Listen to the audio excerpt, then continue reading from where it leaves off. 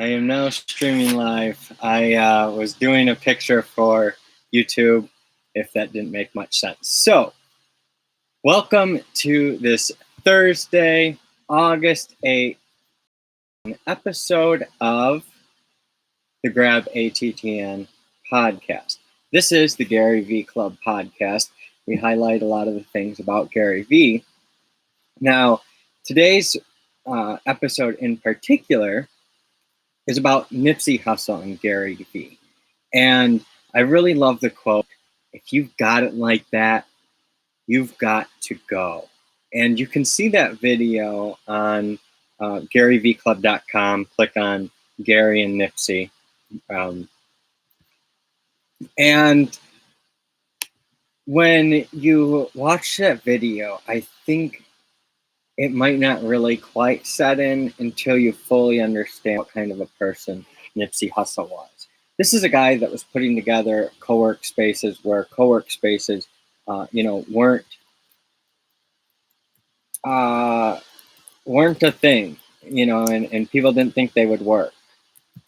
And he was really focused on his community. He was really focused on the marathon and not the sprint. It was it's a co-working space, cultural hub, and incubator.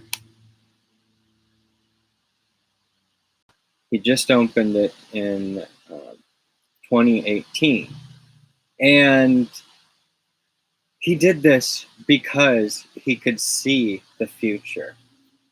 Vector 90, I'm pretty sure. I want to make sure. Yeah, Vector 90 was him. And this is something very unusual,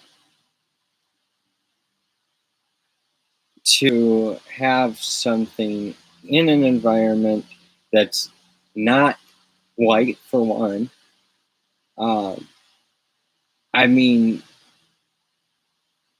The cultural differences, it's not a white versus black thing. It's everyone. Everyone has the same human needs: living, working, playing, loving, learning, paying it forward. So he was taking and helping people create these human needs that have otherwise just been forgotten about. And he was trying to take care of this community, work with police to hopefully clean things up. I don't know exactly what was going on. There are a lot of conspiracy theories about why he was shot and killed. But this is something that, this is one of my first episodes. This is the first week of the Gary V Club podcast, the Grab ATTN podcast. And I'm talking about Nipsey Hussle. On the website, the only other person other than myself and Gary V that I talk about is Nipsey Hussle. There's a reason for it.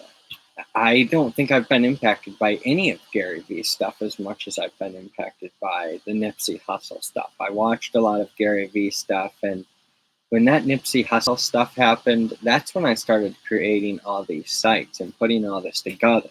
I realized that, okay, so if this ends up not healing and it kills me, and I pointed to my neck because I've got some minor skin cancer, and I don't know the stage, or just haven't went back to get it checked out.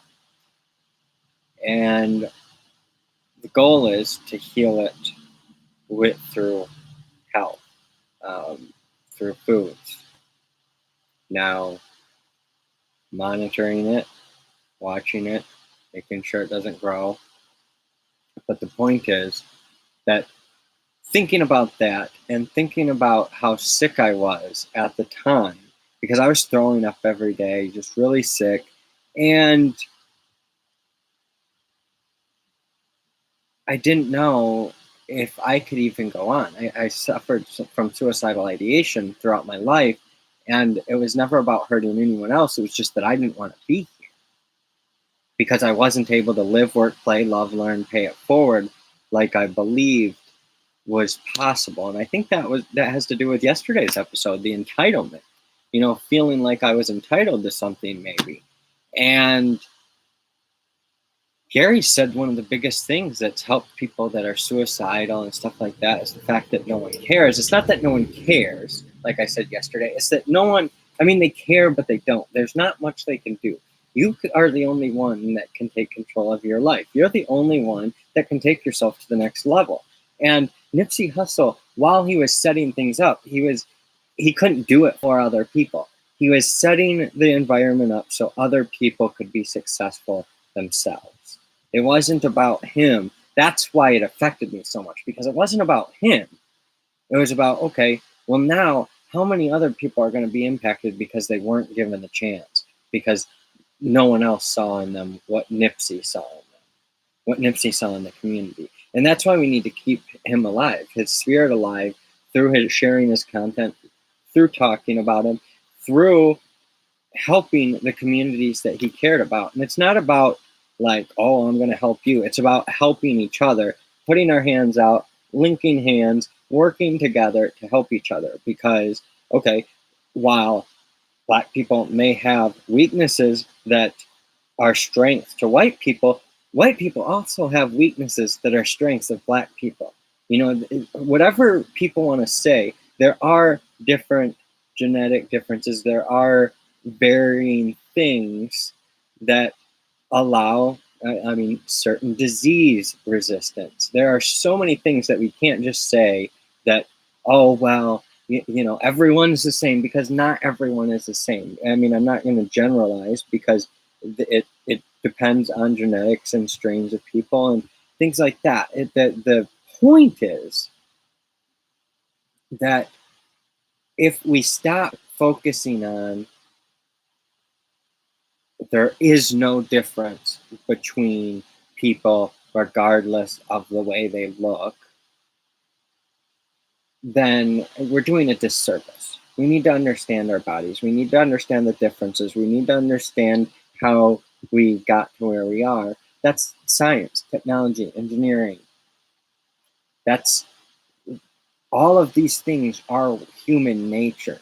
Mathematics is really figuring out the laws of this universe. Throw in some arts, and Gary's more of the artistic. He's not really the scientific and stuff like that. But you can tell that that's what he's building. You can tell that he's not building just this big marketing machine. He's building a happiness machine to help other people have the happiness level that he has. He's taking what he has, the best that he has, and spreading it around. What he got from his parenting, what he got from his life experiences, he wants to share, and he wants other people to be able to share their life experiences and grow from each other and expand from each other and use each other's experiences and use each other's strengths and build off of each other.